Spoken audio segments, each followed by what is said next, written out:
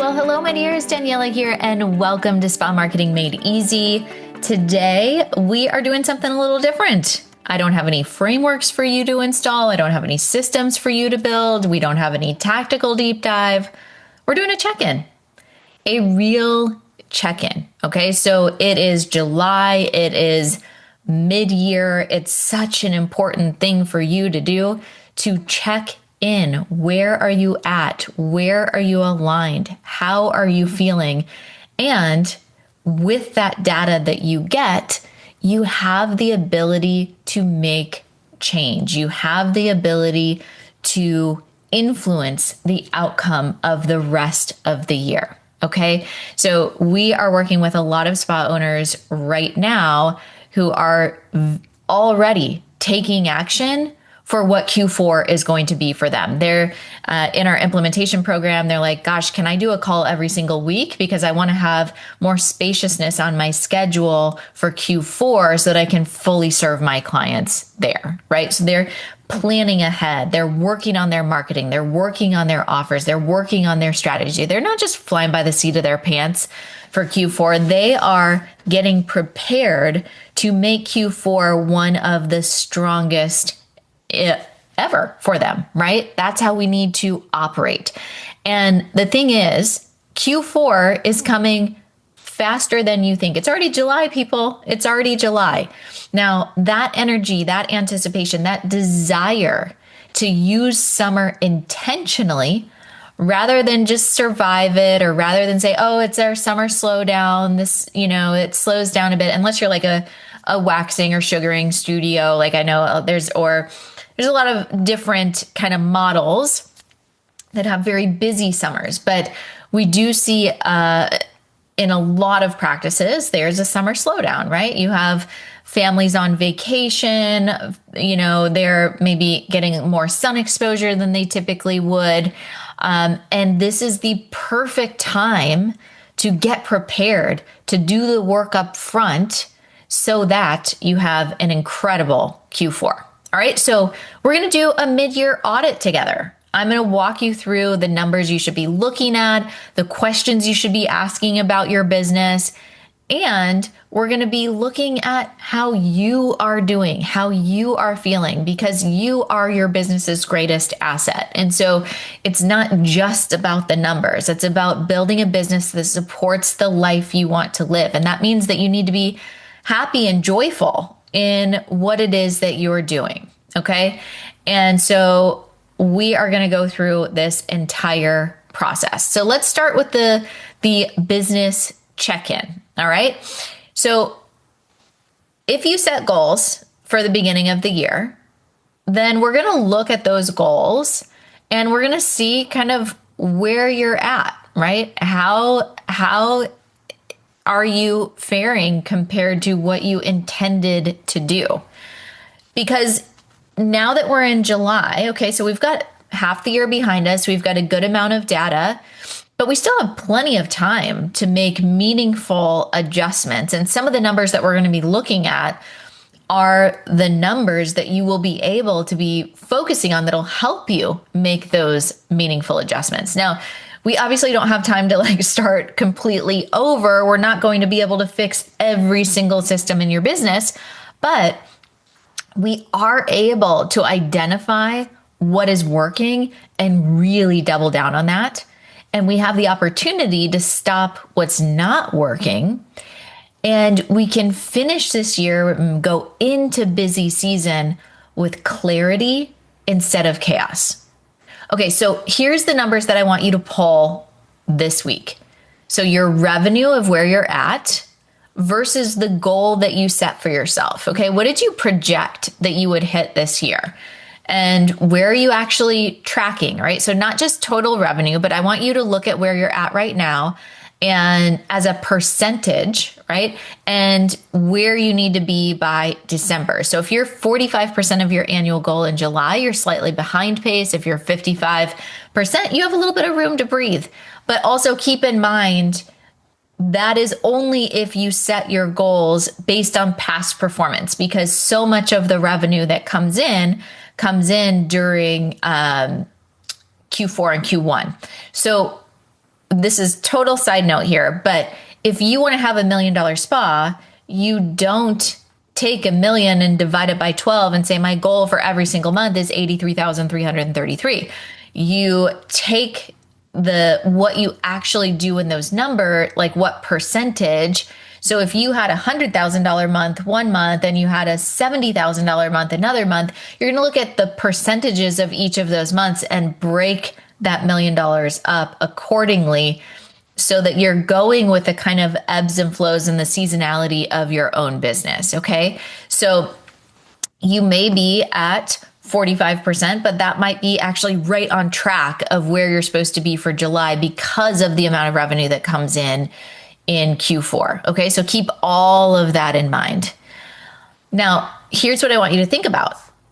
And just like, there's not a right or wrong answer, but are you still aligned with the goal that you set in January? There may have been life changes. There may have been business shifts. There may be vision shifts. And if we spend the second half of the year chasing a target that doesn't actually reflect where we want to go anymore, that's important data, right? We've got to course correct. We're going to talk about that. We have like a self-reflection section, but I want you to be aware of that if something is feeling off internally. But hold that for now, okay? Just keep that in mind. Now let's look at revenue and profit, right? Revenue and profit are not the same thing, okay? A spa doing $600,000 a year with $590,000 of expenses, well, that's not really the business that I would want to be running. That is stressful and overwhelming and can feel like an expensive hobby, right?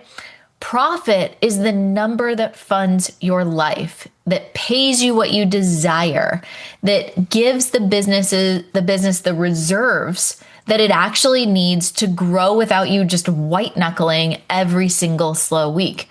Revenue tells you what the clients are paying you. Profit tells you what your business is actually worth to you, right? So profit over revenue all day, every day. That's what we want our focus. If your revenue actually went down, but your profit went up, massive success, right? Because we are looking at building a business around the life that you want to live, and profit is what funds that life. Now, retail to service percentage. I'm obsessed with retail. I think it's incredibly, incredibly important. And this is often overlooked, right? But it is one of the fastest levers to increase profitability without adding a single new client. So if your retail to service percentage is low, pull that number right now if you don't know it. Okay, so go and look at that. And that is potential. It's what we call low-hanging fruit in your business, right? We want to capture that opportunity because your clients, your patients are purchasing retail. Guaranteed, they are not using any type of cleanser or product, right? They are using it. So we want them to get that product from you. Now, what I expect for retail to services kind of benchmarks is that if you are a day spa or if you're what I call med spa light, I want you at 50% retail to service. If you are a true, physician on-site med spa, lots of energy-based devices, higher priced services, or you're a surgical center, if you work at a plastic surgeon's office or are a plastic surgeon, we're typically looking at a 30% retail to service. Okay. And the reason for that is we want to capture, as much as we'd like our patients to come in every single month, not all of them do, okay? But we still want them to purchase retail from us. So we're looking at that. We're getting our retail to service percentage up because even when a patient is not coming in for an aesthetic service, they're still purchasing the retail for us. So that's going to go against the company-wide retail to service percentage. Really, really important, really low-hanging fruit, really great way to increase different levers that you're looking to pull. Also, there are studies that show that a client or patient who purchased 3 or more retail products has a 90% likelihood of coming back for another service. So it's not just about, selling them a bunch of products. It's about like the whole system, right? The retail is what they're doing every single day at home. Very, very important metric to track and to pay attention to if you're not doing that already. The other one that I really like to check in on during a mid-year review or any quarterly review for that matter is your client acquisition cost. So how much does it cost you to get a new client in the door? And more importantly, do you know which channel is producing your best clients? Not the most clients, but the ones who rebook and buy retail and refer their friends. Now, we have this document called the Client Acquisition Cost Tracker inside of Growth Factor Implementation. And we're looking at Google SEO, we're looking at walk-ins, we're looking at social media, we're looking at strategic partners.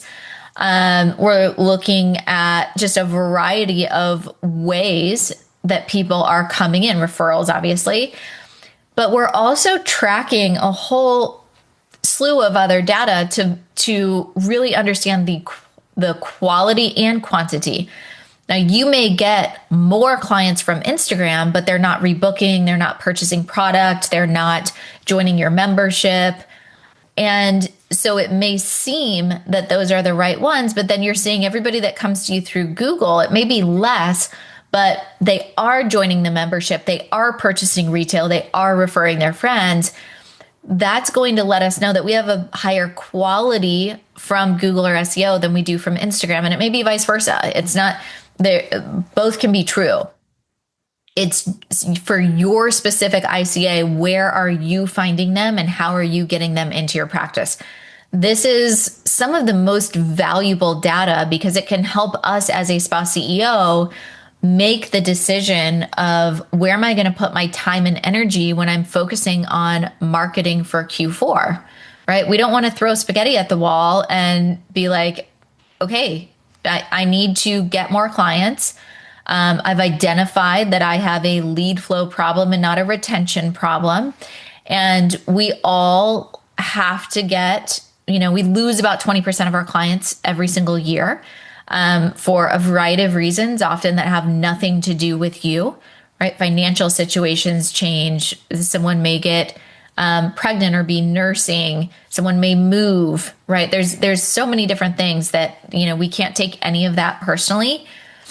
But if we want to grow, we want to look at, okay, well, if I want to just stay the same, then I need to get at least 20% new clients coming in. If I want to grow, I need to get, 25, 30% new clients. But we also want to be able to retain them. Remember, I was saying, is it a lead flow problem or a retention problem?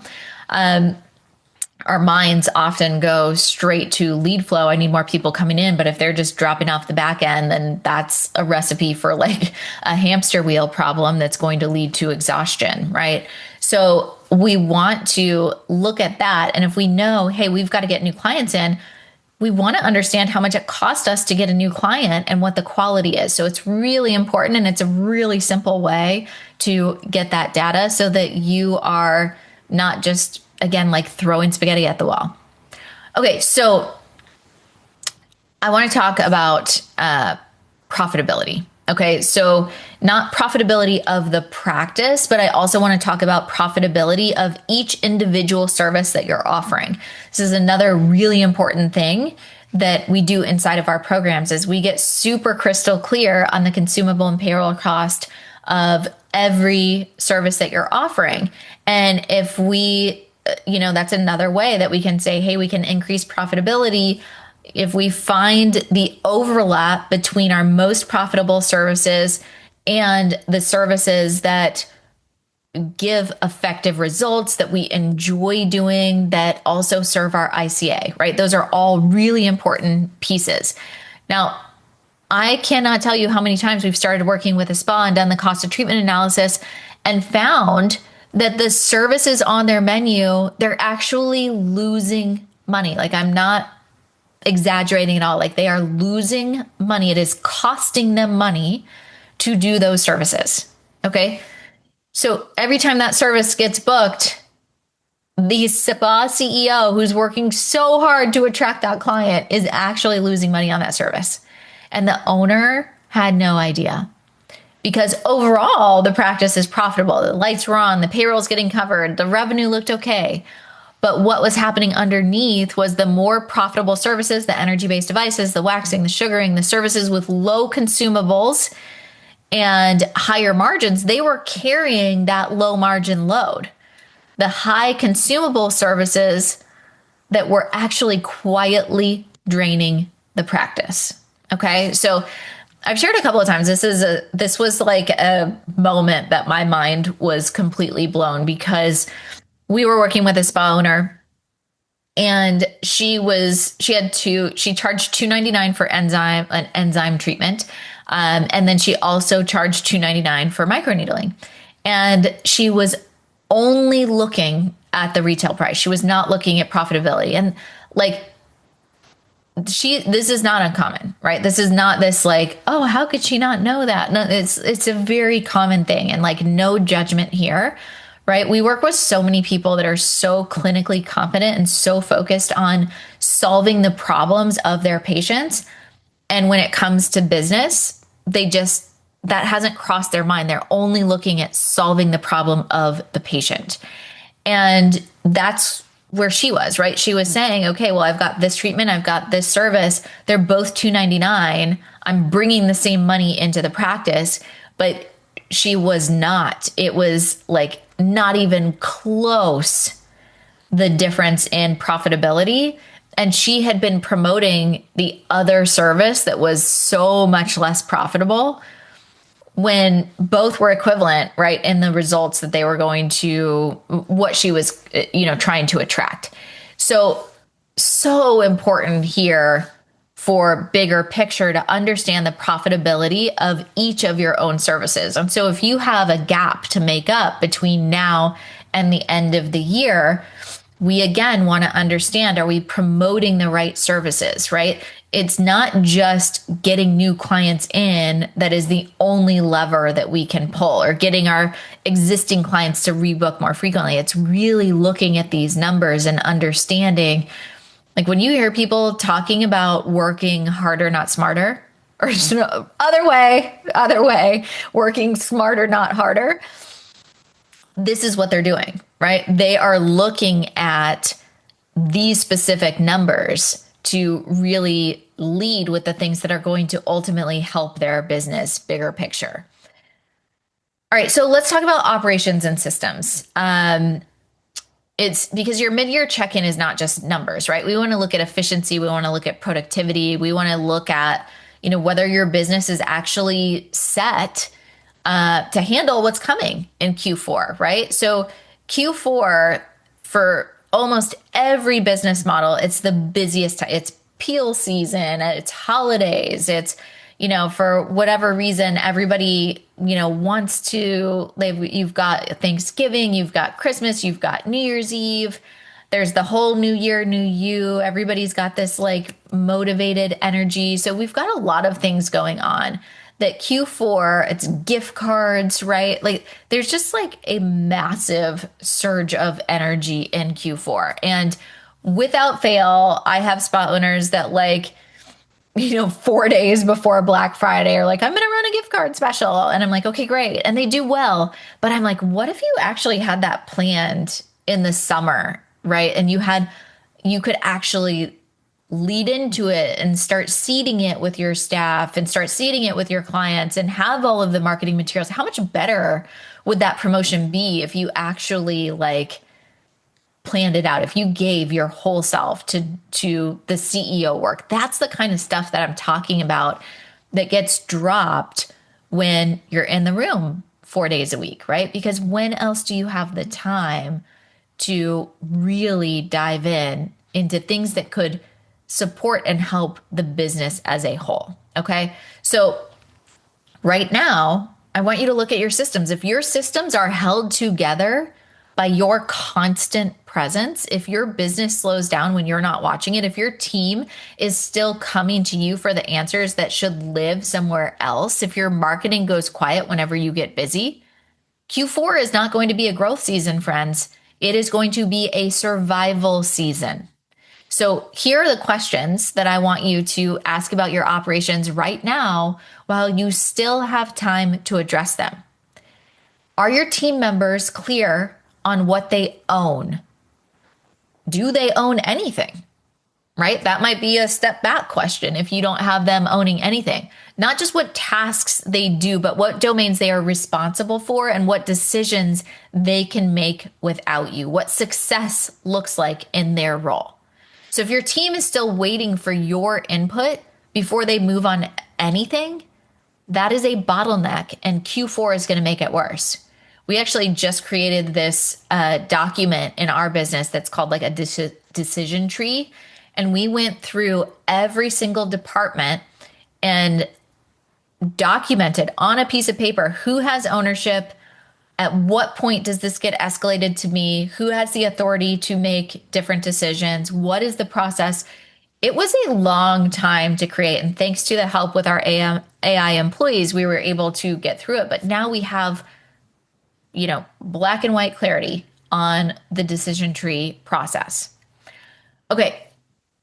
So when we go back to your team and what they have ownership, is your onboarding process documented, right? Because are you going to be hiring during Q4?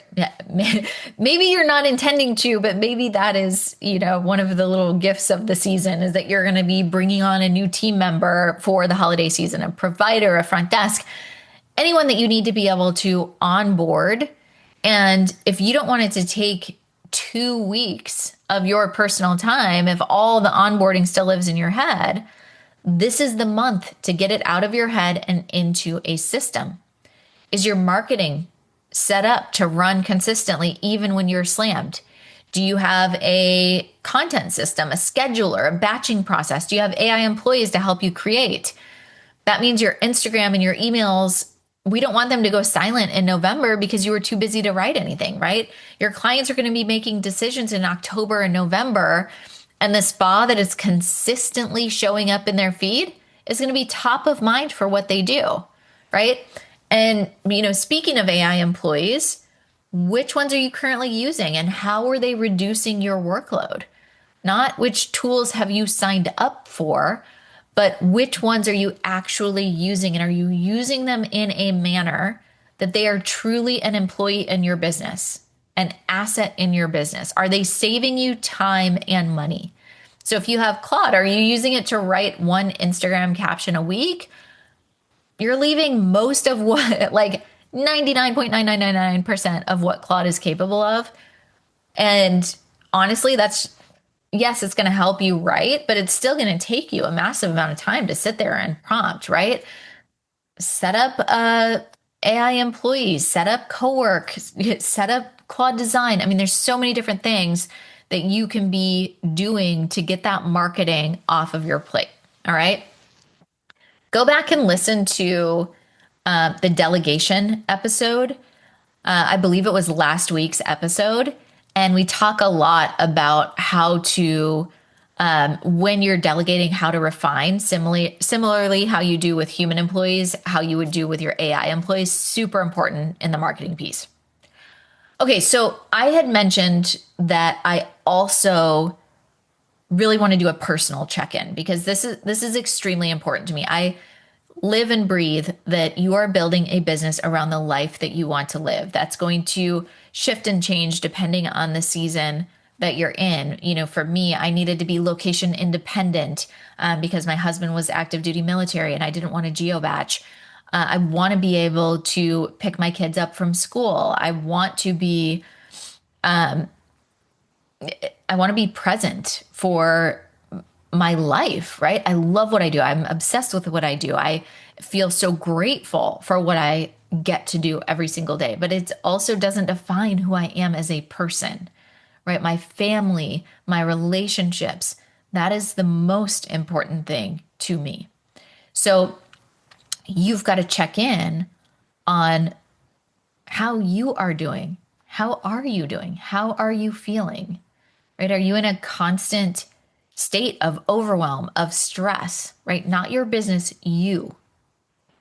And I want you to really answer those questions honestly, right? Not the like, oh, this sounds nice, or I'm gonna get it together, or whatever, but like the real answer. And for my entrepreneurial ladies out there, like, the obsession that happens when you are like having fun. You're thinking about your business all the time. I know when Kyle started his company, and I could tell that was the thing. That was like the thing that was going to get off the ground for him, because he was thinking about it at dinner, and he was thinking about it when we would go on a walk, and he was thinking about it on the weekends. And so his mind, it had captured his interest, right? It was bringing him joy to come up with new ideas. Think back to the beginning of your business, the excitement, the joy that you would find. Doesn't mean that it wasn't hard, doesn't mean that you weren't challenged, but there was still like a joyful and obsessiveness that we have around creation, building, right? And I think that a lot of us really enjoy the build, right? And if you know, you know. But you also have to check in and say, are you having fun? Right? Is this still the work that's lighting you up? How do you feel about your schedule? Are you working the hours that you want to be working? Have you drifted back in the treatment room more days than you planned? Or are you doing things in the evening and kind of not honoring the time blocks that you wanted to protect for yourself? And also, like, how are you defining success this year? Not just financially, but in your life and in the next 6 months. So for me, I've shared with you many times, I had a really hard year when the year that Kyle was gone for 80%. He was 80% travel. He was gone most of it. I was managing the business, the kids, the household, and there was just this sense. I was like, something needs to change, right? Like, this is just not, it's not as joyful as it used to be. And I actually talk about it in our welcome letter of the July magazine, if you get the magazine.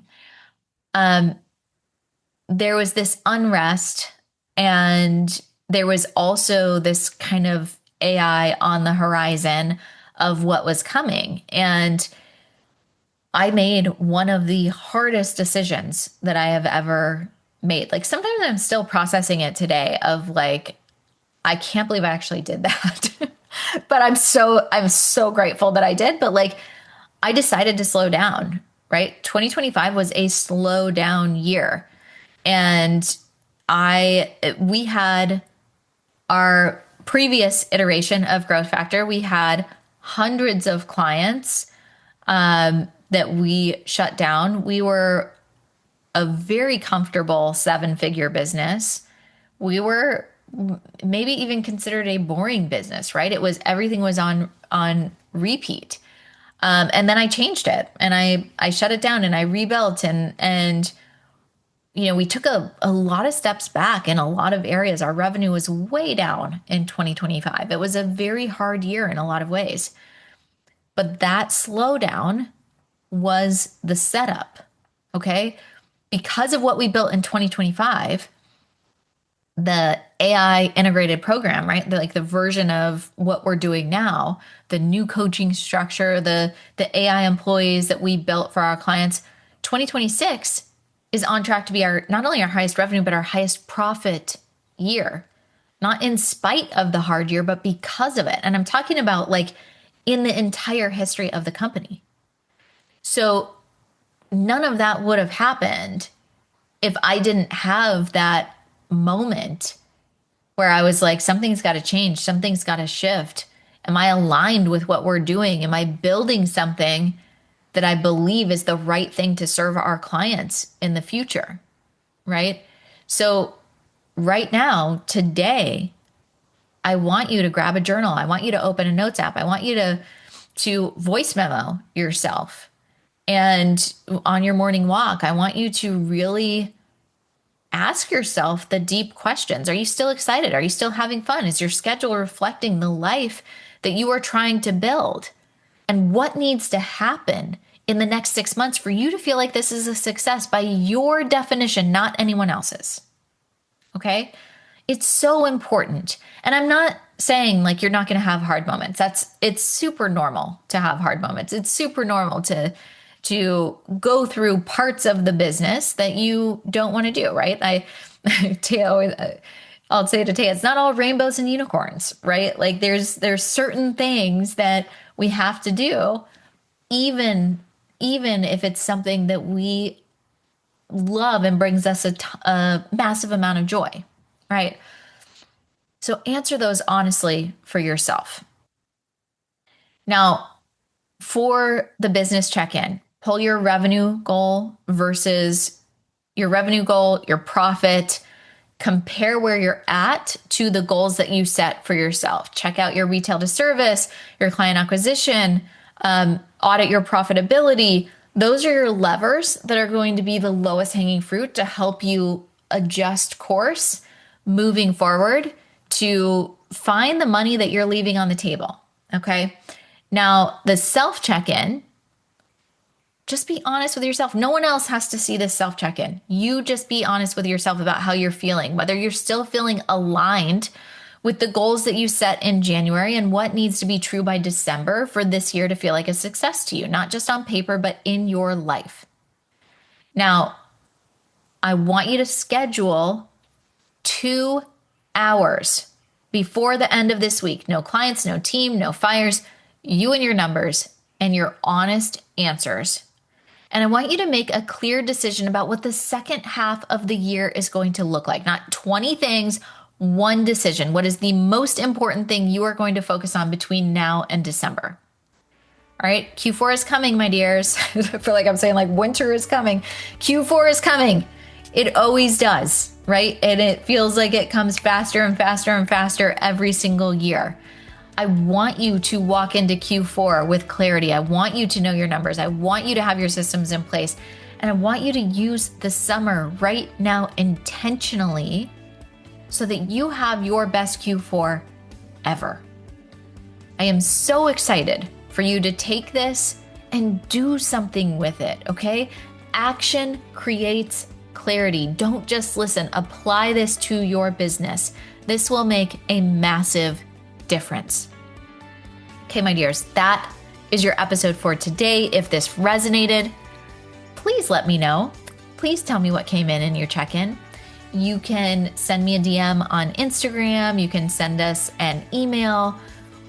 Please give me the feedback. I love hearing it. I love knowing how I can support you. I love knowing the things that we as a company can do to help elevate this industry. Okay. Thank you so much, and I will catch you on the next episode.